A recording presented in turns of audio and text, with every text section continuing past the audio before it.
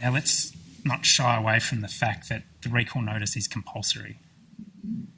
Suppliers and other affected parties, including dealers, second-hand vehicle traders and suppliers of spare parts, may face penalties under the Australian consumer law for non-compliance with their obligations under the notice. These penalties can be significant. For corporations, the maximum penalty per contravention is $1.1 million. That's per contravention.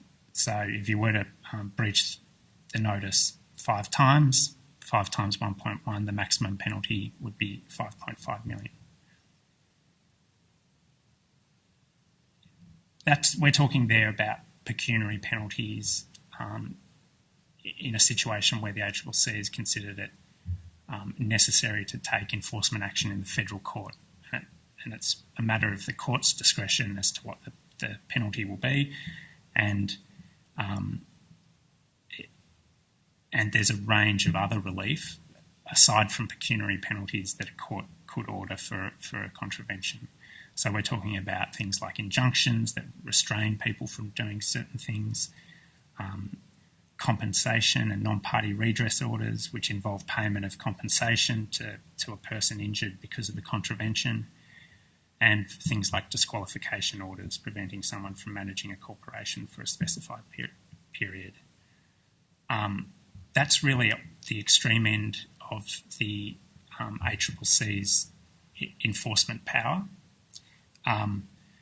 There's a range of other steps that the ACCC could take in relation to enforcement of this notice. And that includes issuing infringement notices to companies and people who the ACCC has a reasonable basis to believe have failed to comply with the recall notice. And they're much lower sort of levels of penalty, more in the range of sort of around $12,000 or more for a company, and around $2,500 for a person for each contravention. It's important that I say that up front because I know that it often makes people uncomfortable. Obviously, there's going to be a lot of common sense applied to the enforcement action that the ACCC takes, but we need to take this really seriously because there's really serious consequences for a contravention.